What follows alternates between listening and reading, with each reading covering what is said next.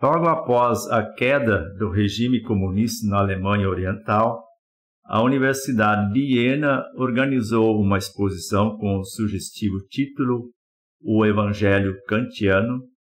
o primeiro kantismo na Universidade de Iena, de 1785 a 1800, e seus precedentes. Nessa exposição de janeiro de 1993, e no respectivo catálogo, os organizadores retomavam uma expressão corrente na época da primeira recepção da filosofia kantiana. De maneira provocativa,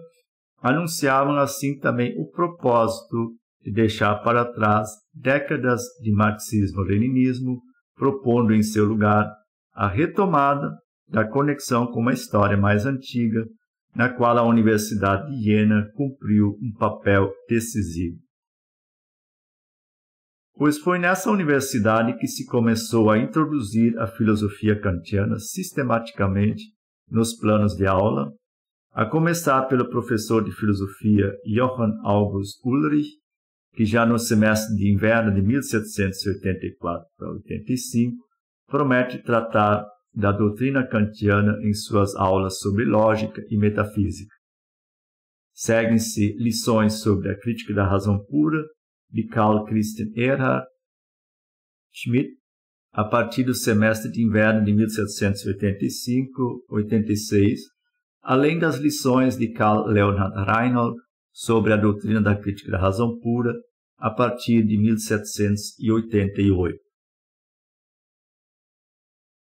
Outra contribuição decisiva para esta primeira recepção da filosofia kantiana foi a ampla divulgação das obras de Kant e sobre Kant na revista de resenhas Allgemeine Literaturzeitung de Jena, fundada e editada a partir de 1784 por Christian Gottfried Schütz, professor de poesia e retórica na Universidade de Jena desde 1779. É tocante ver a quase veneração com que Schütz, o qual, aliás, já nos anos 1770 se valia dos textos de Kant, que hoje chamamos de pré-críticos, é revelador ver como Schütz se dirige a Kant em carta de julho de 1784 para lhe anunciar a criação da nova revista e convidá-lo a participar do grupo dos resenhistas regulares. Cito: "Permite que eu lhe revele o motivo dessa carta só depois de lhe ter expressado minha verdadeira, profunda e cordial gratidão pelo ensinamento que tenho usufruído há bastante tempo de seus escritos, e particularmente pelo alimento espiritual diário que me propicia sua crítica da razão pura." Nos próximos anos, as obras de Kant servirão de alimento espiritual para toda uma geração, provocando uma verdadeira explosão de ideias que a história tenta enquadrar com os conceitos amplíssimos de idealismo alemão e romantismo. Um dos primeiros convertidos, e que será por algum tempo o principal apóstolo da filosofia kantiana, é Karl Leonhard Reinhold, que só em outubro de 1787 toma coragem para se dirigir ao mestre e lhe falar da salutar revolução que ocorreu há 2 anos no meu sistema de pensamento, diz Reinhold, pela qual o Senhor se tornou para mim o maior e melhor benfeitor que alguma vez um homem foi e pode ser para outro. 2 anos após a conversão, portanto,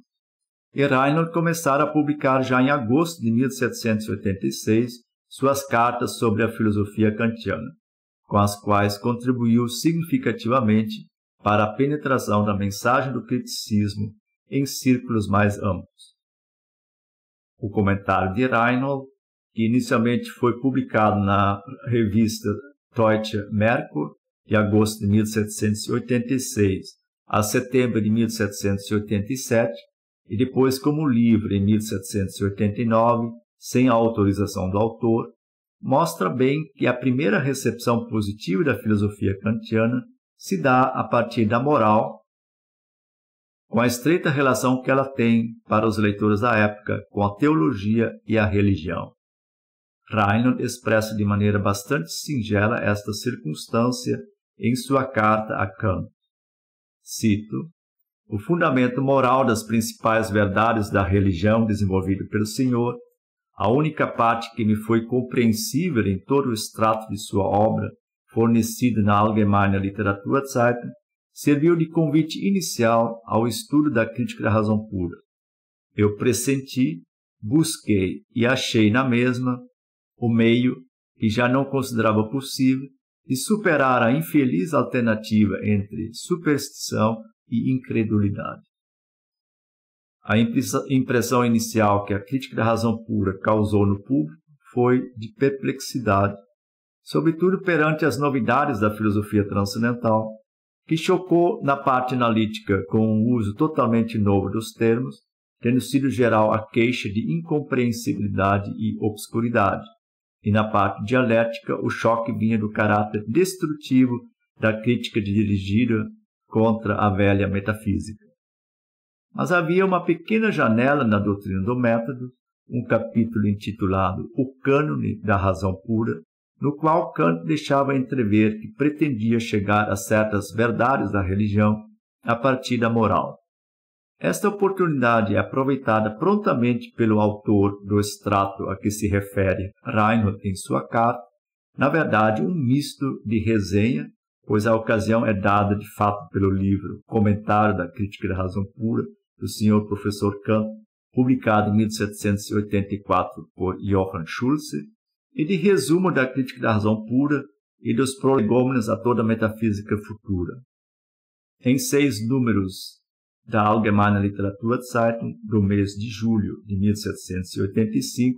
o autor, ninguém menos do que o editor da revista Schütz, fornece basicamente um resumo bastante esquemático da Crítica da Razão Pura, que se estende pela quase integralidade das 35 páginas do texto, até chegar, nas últimas 3 páginas, àquele promissor Cânone da Razão Pura, em que Kant propõe pela primeira vez sua justificação moral de 2 artigos de fé, a saber, a imortalidade da alma e a existência de Deus, mais tarde, na Crítica da Razão Prática, apresentados como postulados da razão prática. Tendo mostrado na dialética transcendental a indemonstrabilidade tanto da imortalidade da alma quanto da existência de Deus, com base em recursos da razão pura, Kant acena com a possibilidade de fundamentar a admissão desses artigos de fé a partir da moral, explicitando que o interesse da razão não se limita ao campo da teoria, mas se desdobra num esforço de responder a 3 questões fundamentais, a saber, o que posso saber, o que devo fazer e o que posso esperar. O fato de que não se pode pretender saber aqueles artigos de fé não implica que não se tenha qualquer fundamento racional para eles, pois o interesse da razão se estende além do que é possível saber. Kant investiga desde os anos 1760 a relação racional entre 2 fins geralmente propostos pela razão, a saber, a moralidade e a felicidade. Ele os integra em seu conceito de sumo bem, no qual a moralidade constitui o bem supremo e a felicidade um bem subordinado que se pode esperar sob a condição de que se seja moralmente bom.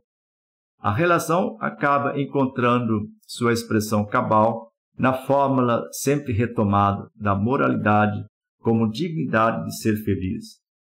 Em seu Cânone da Razão Pura, Kant apresenta essas ideias de forma resumida, respondendo à segunda das questões mencionadas, a primeira a formular o interesse prático da razão, cito, faz aquilo que te torna digno de ser feliz. A resposta sobre o que posso esperar é derivada em seguida da resposta à questão sobre o que devo fazer, quer dizer, se faço aquilo que me torna digno de ser feliz, também posso esperar esta felicidade. Como o mundo sensível em que me encontro não deixa esperar este resultado por aqui, a autorização racional de esperar uma felicidade proporcional à moralidade remete diretamente a um mundo inteligível, isto é, moral, diz Kant, que temos de admitir como um mundo futuro para nós. Portanto, Deus e uma vida futura são duas das obrigações que a razão pura nos impõe, pressuposições inseparáveis segundo princípios da mesma razão. Acostumados com a metafísica de proveniência leibniziana, que se encontra nos manuais dos wolffianos, os primeiros leitores da Crítica da Razão Pura podiam ter a impressão de que, aqui, quase no fim da obra, Kant lançava uma ponte para suas convicções metafísicas mais diletas. Não chega ele a lembrar o reino da graça de Leibniz e a afirmar que é uma ideia praticamente necessária da razão ver-se no reino da graça? Schütz, em todo caso, aproveita esse esboço de uma teologia moral para reforçar seu convite aos leitores no sentido de que leiam e estudem esta obra que promete revolucionar a filosofia. E Reinhold, em sua singela confissão na Carta a Kant, revela o que terá sido o caso da maioria dos leitores da época que tomaram contato com a obra de Kant. É claro que nem todos se converteram ao novo evangelho, alguns comprometidos com a velha metafísica, alguns já se aliando aos céticos com relação ao discurso filosófico propriamente dito. Quanto a Reinhold, a conversão o levou a querer participar da difusão da mensagem kantiana, o que de fato conseguiu com suas cartas sobre a filosofia kantiana, cuja autoria revela em sua primeira carta a Kant. Cito Reinhold: minha alegria com minha radical convalescência e meu desejo de contribuir para a difusão do remédio tão eficaz para mim, mas ainda assim tão desconhecido de meus contemporâneos, deram ocasião para as mencionadas cartas sobre a filosofia kantiana. As primeiras duas dessas cartas intervêm no debate entre Mendelssohn e Jacobi acerca do suposto espinosismo de Lessing, propondo que a Crítica da Razão Pura já tinha resolvido satisfatoriamente as questões acerca da natureza e da existência de Deus. Um resumo dessa solução é apresentado na segunda carta com o sugestivo título do resultado da filosofia kantiana quanto à questão da existência de Deus. Reinhold compreendeu bem que a Crítica da Razão Pura trata a questão da existência de Deus em dois passos distintos, que podem ser entendidos como resposta a duas questões distintas. Cito: contém a razão demonstrações apodíticas da existência de Deus capazes de tornar dispensável toda crença? E pode haver uma crença na existência de Deus que não precise de fundamentos racionais? A resposta da Crítica da Razão Pura seria negativa para ambas, desmontando na dialética transcendental as tradicionais demonstrações da teologia e da metafísica, enquanto no cânone da razão pura acena para uma fundamentação racional com base na moral. Cito: a Crítica da Razão Pura mostra, com base na essência da razão especulativa, a impossibilidade de todas as demonstrações apodícticas, com base na essência da razão prática, a necessidade de uma crença moral na existência de Deus. Para a segunda leva, terceira e quarta cartas, do início de 1787, Reinhold já conta com o ensaio O que quer dizer orientar-se em pensamento, publicado por Kant na Berlinische Monatsschrift de outubro de 1786. Nesse ensaio, Kant toma posição no debate entre Mendelssohn e Jacobi, rejeitando tanto a pretensão dos metafísicos a um conhecimento racional das coisas divinas, quanto a pretensão dos místicos de um saber imediato do divino no sentimento, coração ou intuição. Contra ambos os partidos, Kant defende uma crença puramente racional que tem fundamento efetivo numa necessidade ou carência da razão. Cito Kant: a crença racional pura nunca pode ser transformada em um saber,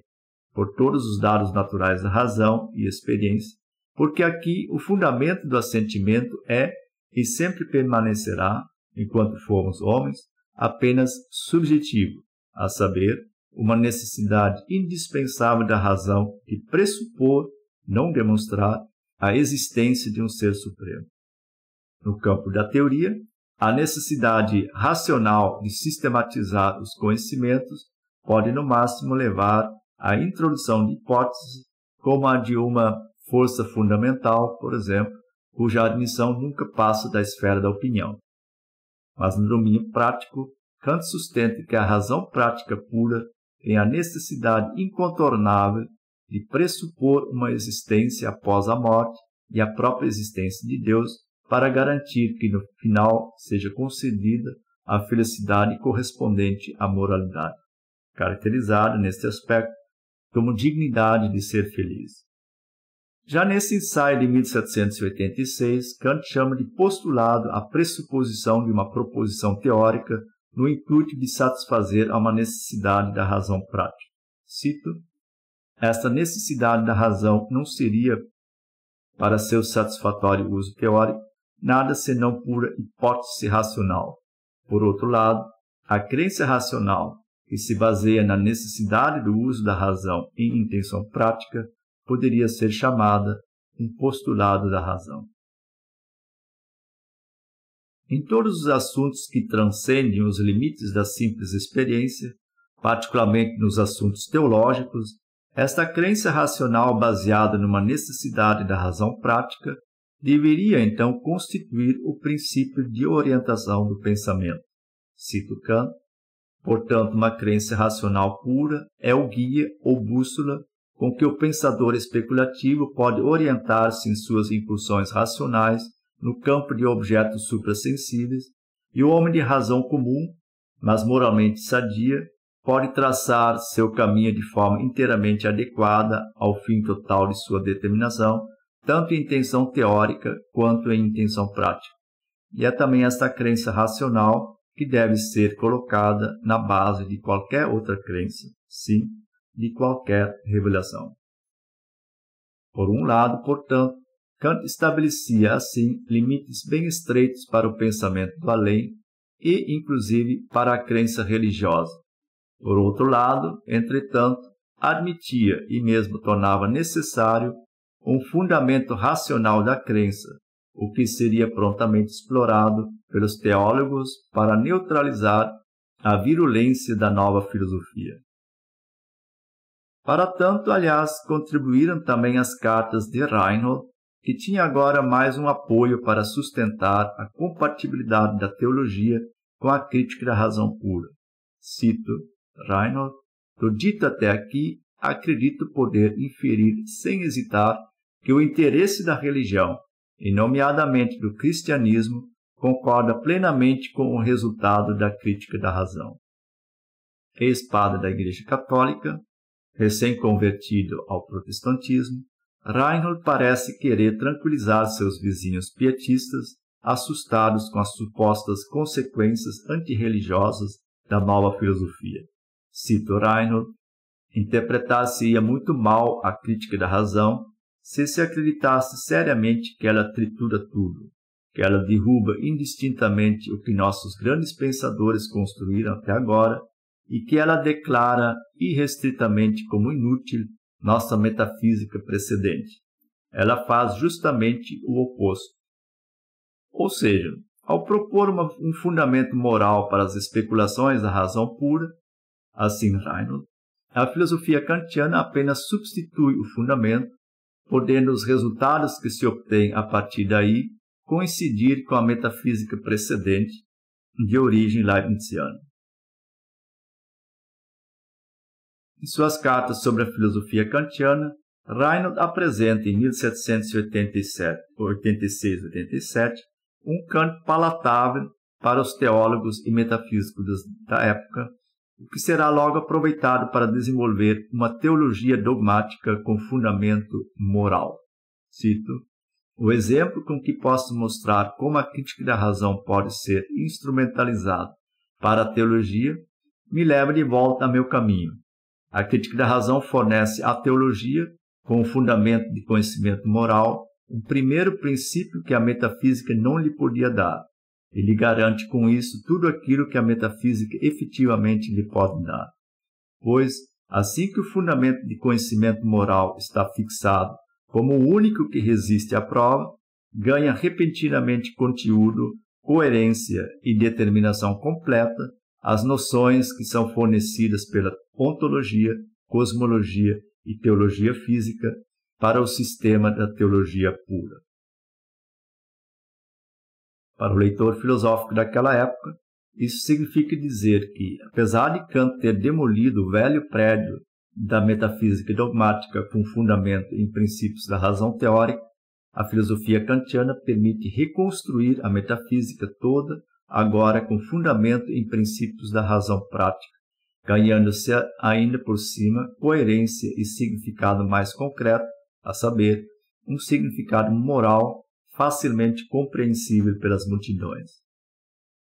Kant parece reforçar esta linha de desenvolvimento ao publicar, em 1788, sua Crítica da Razão Prática, na qual defende explicitamente o primado da razão prática pura sobre a razão especulativa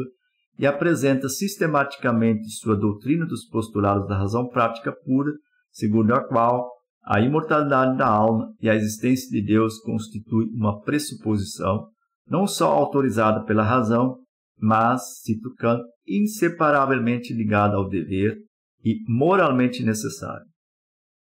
Kant chega a esse resultado a partir de seu conceito do sumo bem como soma integral de moralidade e felicidade, conferindo à virtude moral a dignidade de ser feliz, um merecimento cuja recompensação a razão infelizmente não pode prometer para esta vida, vendo-se obrigada a postular, quer dizer, a pressupor uma vida após a morte, imortalidade da alma, e um recompensador original, existência de Deus. Com alguns ajustes, qualquer teólogo medianamente dotado lograria construir sua teologia dogmática sobre este novo fundamento, bastando talvez lembrar de vez em quando que tudo deve ser tomado apenas em sentido prático. Que isto foi efetivamente feito, ficou registrado numa carta de Schelling, estudante de teologia em Tübingen, a Hegel no início de 1795. Cito Schelling: todos os dogmas possíveis já foram agora transformados em postulados da razão prática, e onde demonstrações teórico-históricas são insuficientes, ali a razão prática, Tübingen, corta o nó. Quer dizer, valendo-se de uma doutrina sustentada por Kant mesmo, os teólogos de linha de frente haviam descoberto como se podia neutralizar a filosofia crítica em matéria de teologia. Para o desenvolvimento posterior da filosofia alemã, era essencial, portanto, desmontar esta mina desastradamente plantada em pleno campo da filosofia crítica. Esta tarefa coube a Fichte. Em 1794, propôs, em suas lições sobre a destinação do erudito, um conceito do sumo bem em que o momento da moralidade absorve completamente o da felicidade, desfazendo assim a ilusão que projeta o ponto de fuga de uma unidade moral transcendente. Cito Fichte: a perfeita concordância do homem consigo mesmo e, para que possa concordar consigo mesmo, a concordância de todas as coisas fora dele com seus conceitos práticos necessários das coisas, com os conceitos que determinam como elas devem ser, constitui o alvo supremo e último do homem. Esta concordância em geral, seja-me permitido intervir na terminologia da filosofia crítica, é o que Kant chama o sumo bem. Sumo bem que, como ressalta do dito acima, não tem de fato duas partes, mas é totalmente simples. Ele é a perfeita concordância de um ser racional consigo mesmo. Não sendo necessário prometer uma felicidade imaginária num além-mundo, tampouco será necessário postular as condições de possibilidade da realização dessa promessa, com o que a filosofia deixa de fornecer esse fundamento para os subterfúgios da teologia. Uma doutrina diferente, talvez menos comprometedora, é a que trata já não da teologia, mas da religião em sentido subjetivo, quer dizer, da fé como conhecimento subjetivo. Também ela é introduzida na Crítica da Razão Prática, cito, religião, isto é, conhecimento de todos os deveres como fundamentos divinos. Trata-se aqui de um reforço da moral Na medida em que a representação do dever ou da obrigação moral como sendo de origem divina confere, na imaginação e consciência do sujeito moral, uma autoridade mais majestosa à exigência incondicional da razão prática pura.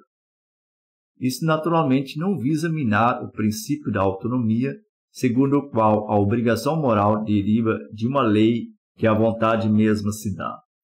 Aliás, Kant anunciou esta moral com fundamento puramente racional já no Cânone da Razão Pura de 1781. A representação da obrigação moral como se devida a um legislador original não tem, pois, o caráter de fundamentação da moralidade, mas apenas de complementação e reforço na execução. Essa definição de religião se encontra também na Crítica da Faculdade do Juízo, de 1790.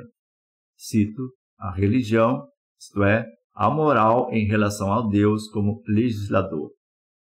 E em A Religião nos Limites da Simples Razão, de 1793. Cito: toda religião consiste em considerar para todos os nossos deveres Deus como legislador a ser universalmente venerado. Ou ainda, cito, religião considerada subjetivamente é o conhecimento de todos os nossos deveres como mandamentos divinos. Na doutrina kantiana da religião racional, portanto, a religião é essencialmente religião da boa conduta na vida, ou seja, uma religião moral que se justifica exclusivamente pela conduta moral. Cito Kant, a religião moral, isto é, a religião da boa conduta na vida.